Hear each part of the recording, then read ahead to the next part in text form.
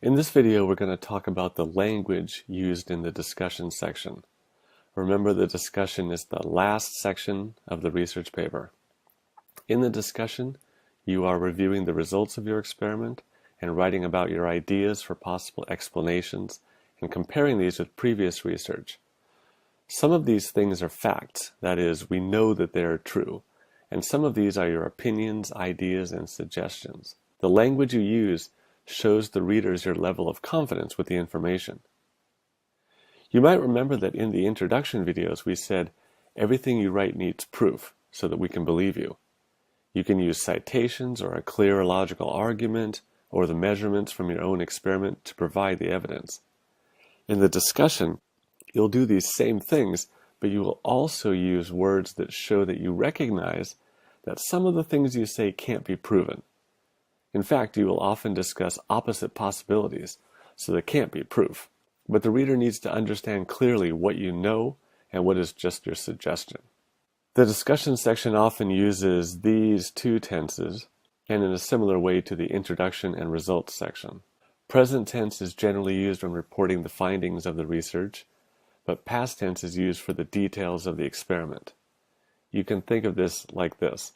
The showing is happening right now in the paper, but the underestimating occurred when they actually did the experiment.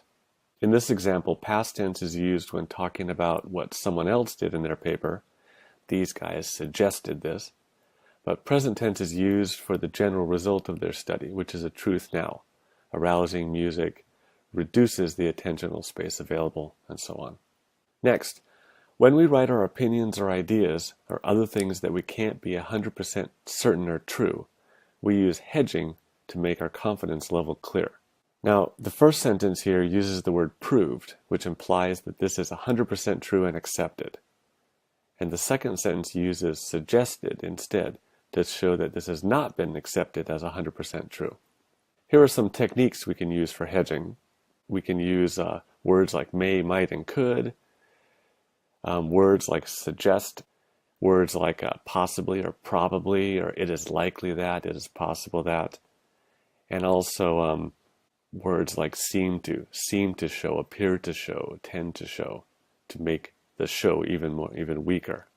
Okay, let's look for some examples of this in the paper about music and the behavior of gorillas. Okay, so here's the discussion section.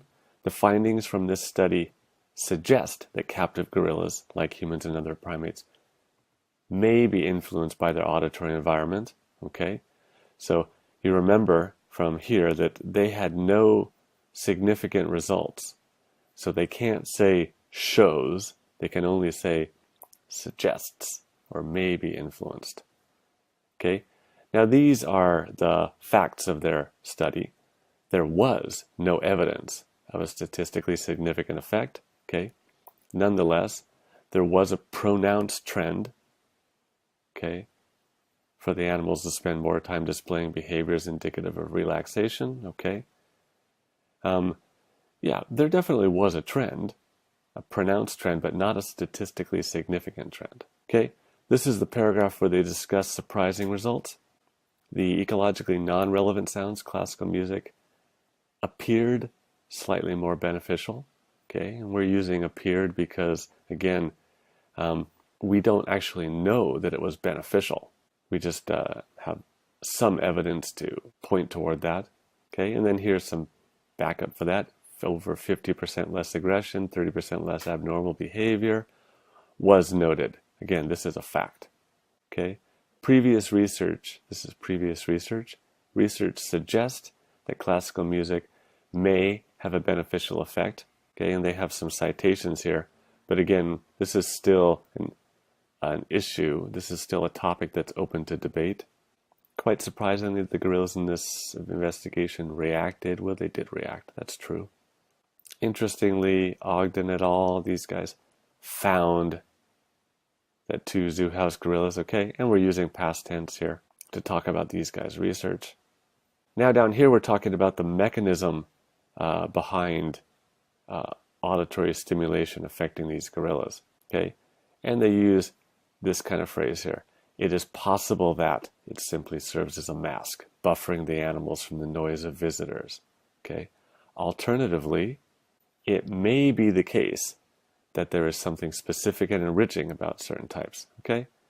And for instance, while it's not conclusive, there is some evidence.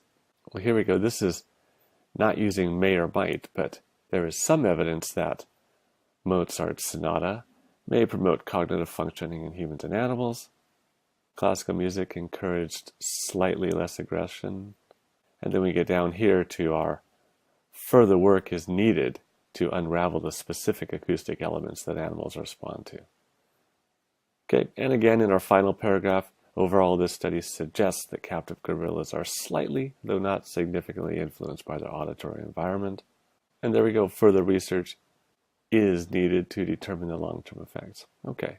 And that's it. Thanks for watching. Remember, if you want more examples of hedging or using these tenses, look at actual research papers and look at the discussion sections. That's the best way to learn.